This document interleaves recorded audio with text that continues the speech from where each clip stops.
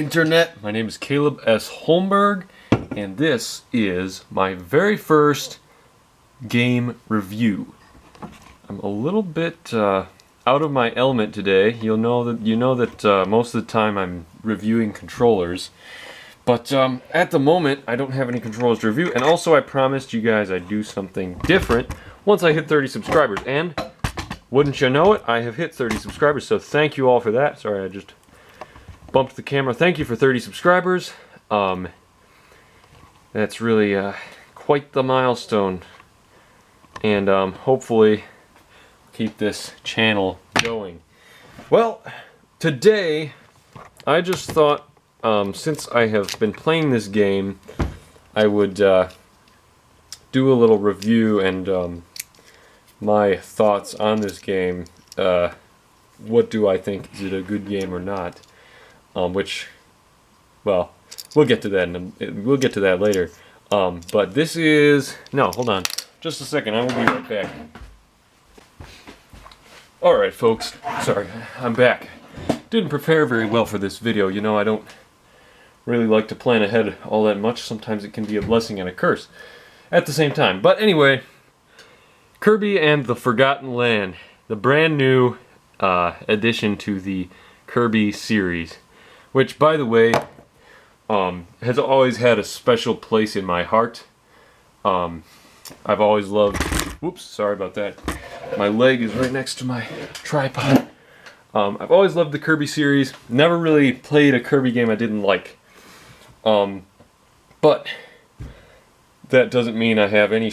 Well, I mean, I'm not going to tell you that this is my first time playing the game. By no means. I have gotten a little ways into the game.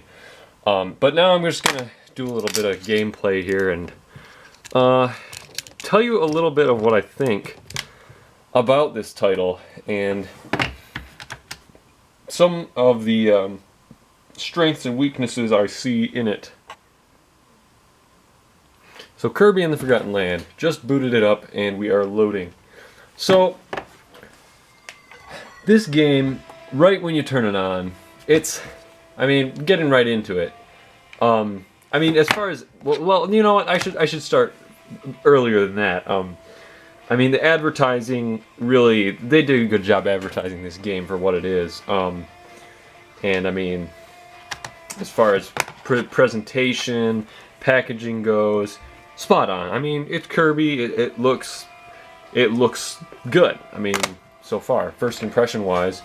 So then we got this title screen, and I don't want to just give a narration of my playthrough, so I'm just going to talk a little bit about this game.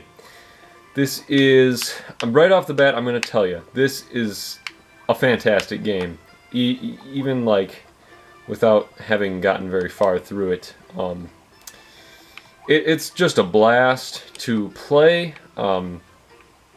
I mean, let me just talk a little. So, I was going to write down a little outline for this video, but then I thought maybe that would kind of take away from the feel of it, but maybe it would have been a good idea. But anyway, so first off, I want to talk a little bit about the gameplay, just like controls and all of that. Well, they're just very intuitive and natural.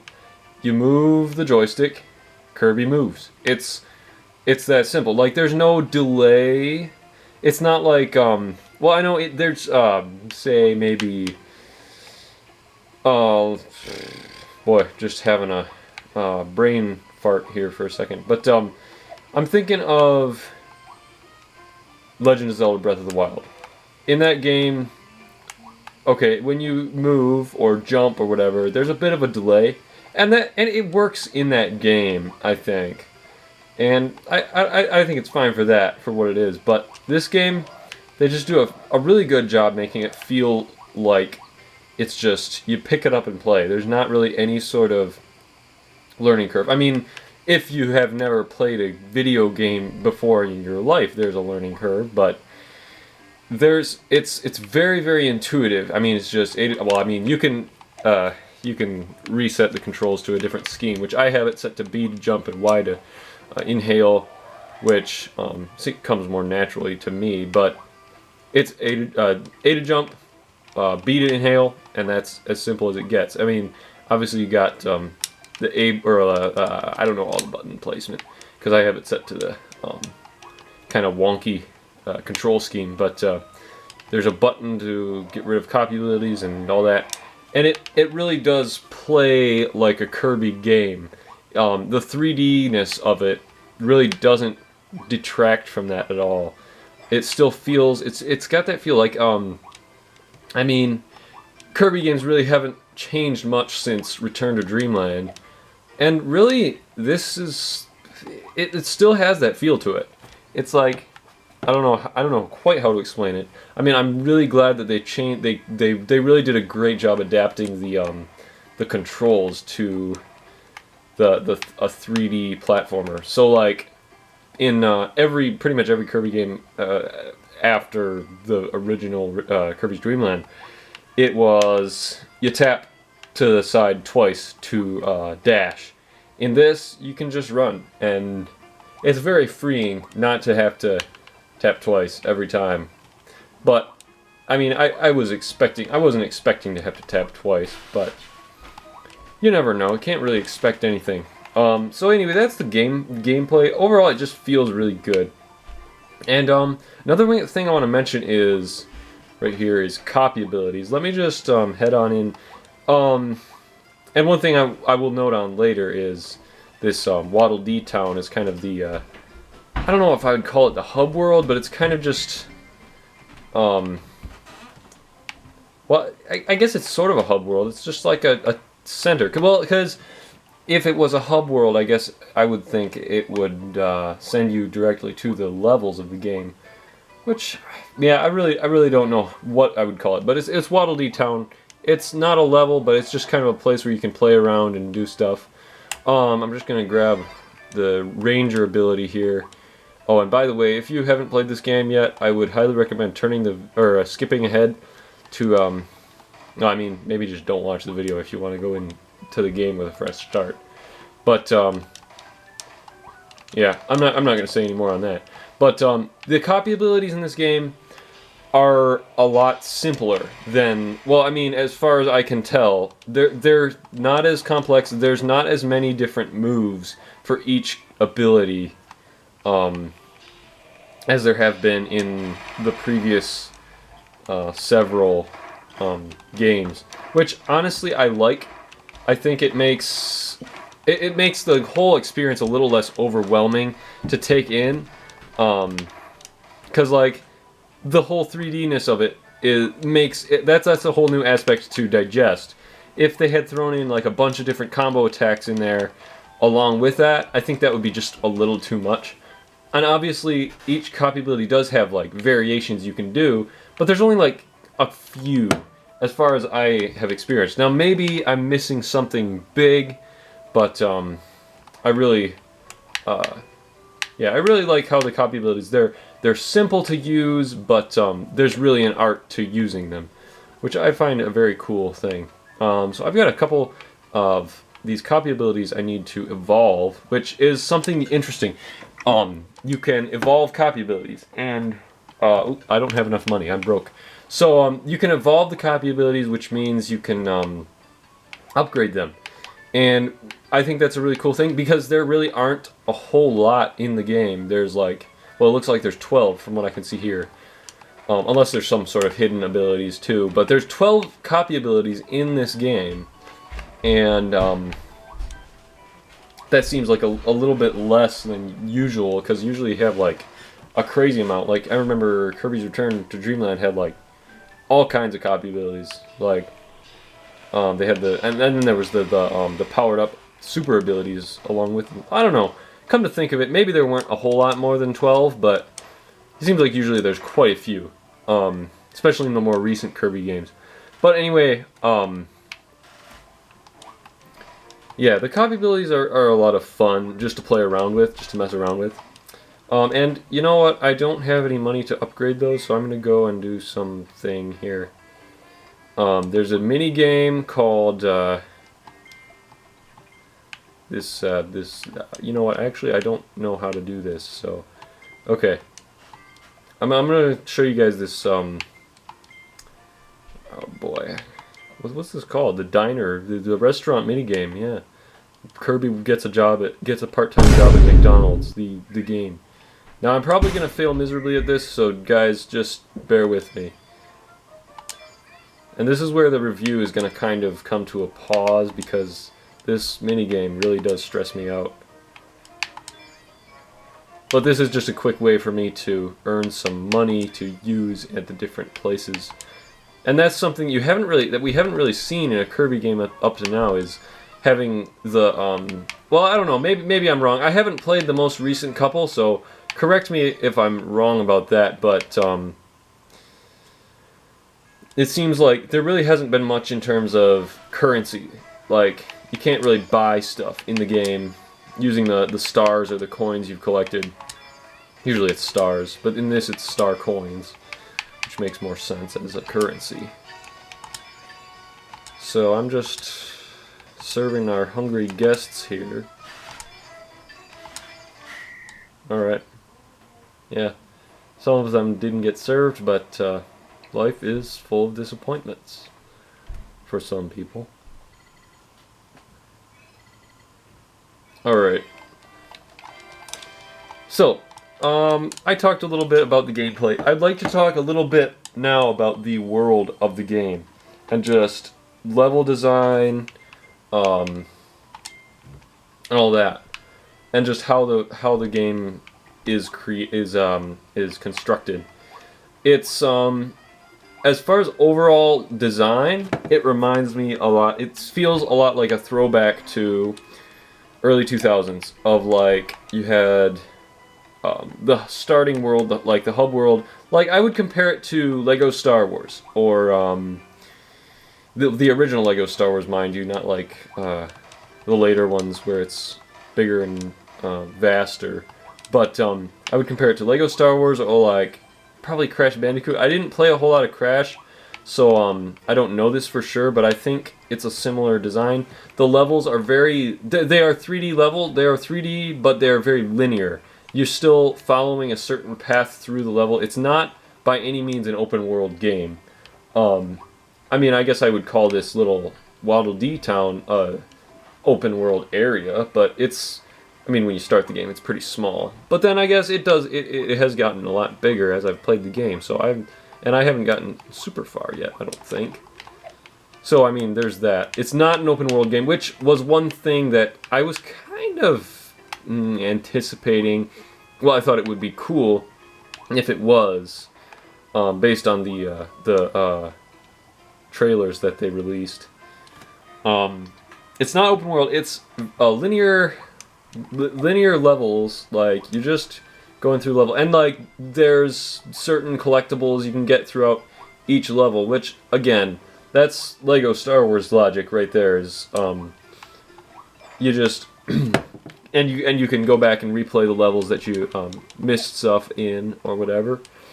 So honestly, it's I don't mind it. I thought it would have been cool to see open world, but now that I've played it a little bit, I really like it for what it is. I'm glad they did what they did, and I wouldn't have it any other way now that I've really gotten into it. It works really well how they've made it. So that's the gameplay. It's well, I mean, the game it reminds me of most is a more obscure title called Pac-Man World 2, which I might post a little video clip of me playing here or something, just to show you a little bit of I don't know, examples of how it compares. I'm in the Pac-Man World 2. You have the Pac Village, which is the equivalent of Waddle Dee Town in this game, and it's a similar thing. You can in the Pac-Man game, you go through the game, playing through the levels, and again, the levels are pretty linear. There's not a whole lot of going off the path that you can do, but there's this little at the beginning of the game, kind of serving as the first level. There's like this little area where you can just play around and goof off, and where they kind of stockpile all of the stuff that you unlock And you've got Kirby's house here, which is really cool. You could go in here and read the book. I think the book shows you some stuff from earlier games in the series, which I think is really cool. I do wish they'd shown some something from like older Kirby games, just because that's what I grew up with. But I mean, that's just me.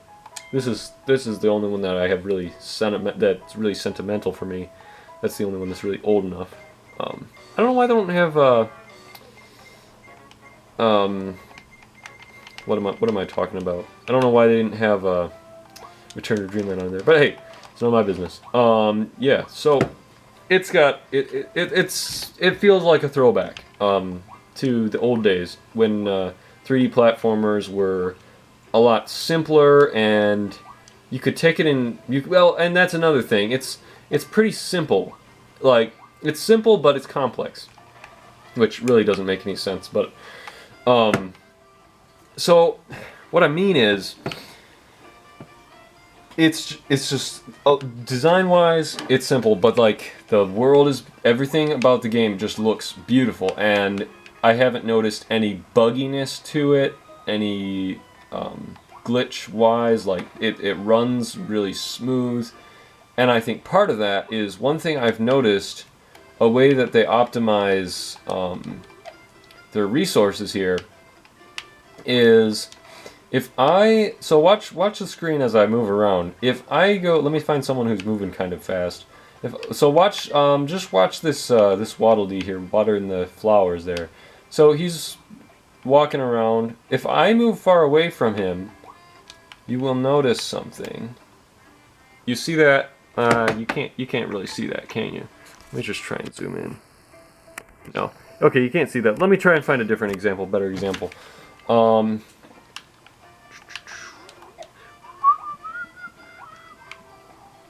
this is definitely the type of game where, well, I guess I can do another section about the music later. Yeah, we'll talk about that later, because that's a whole world in itself.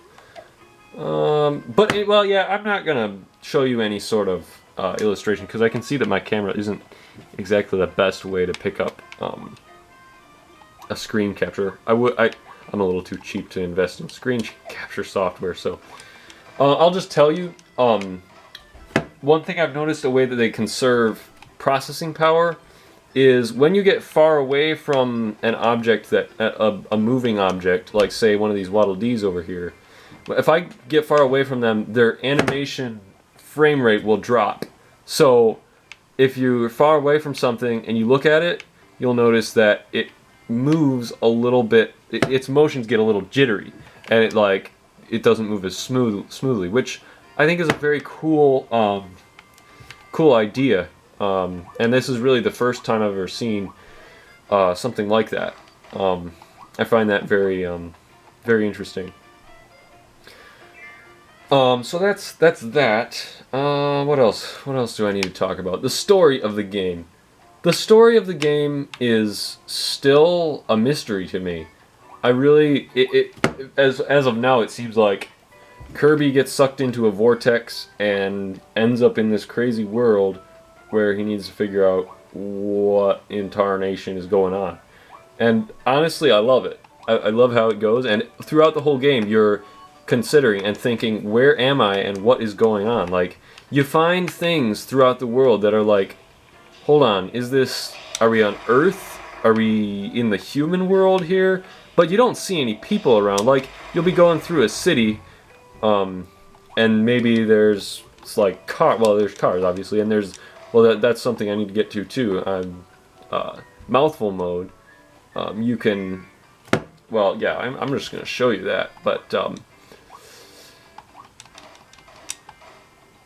yeah, the whole time you're wondering, you're kind of thinking, what's going on here? Where am I? Like, what happened in this place?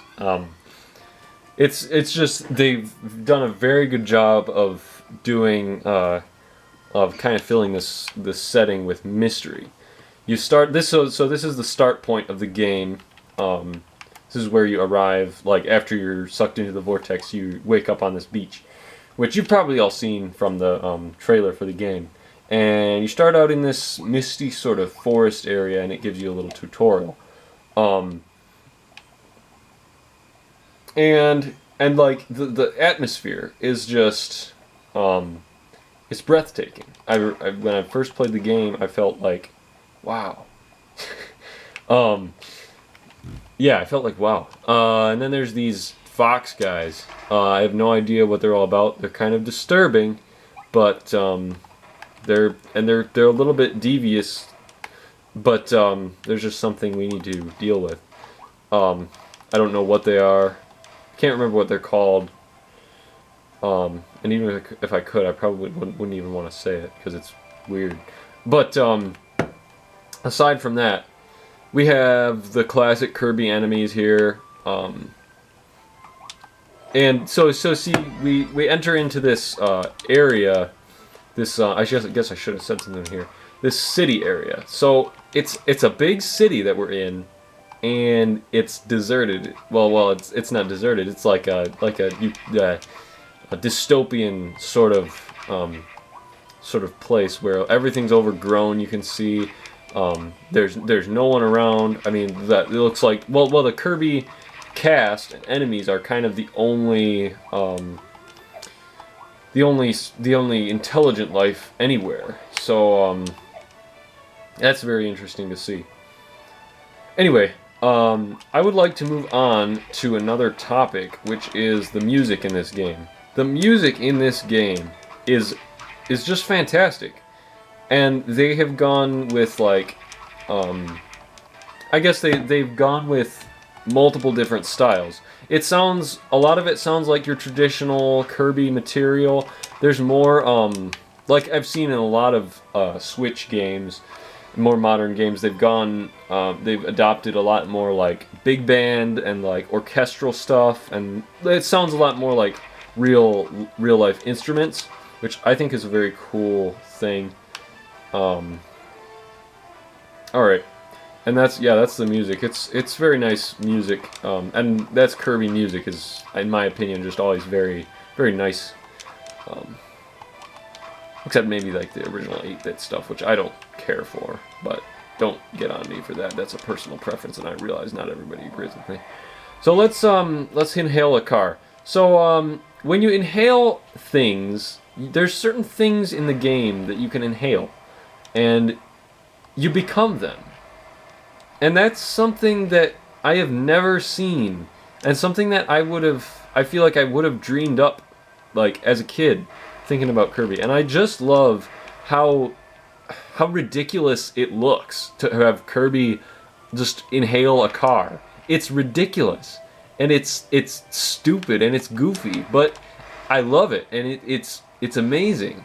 It's like, this is my childhood dream, or like this is something I like, not a dream like I'm talking dream like a weird dream that you'd have at night when you're asleep, not like a dream like a wish that your heart makes or whatever.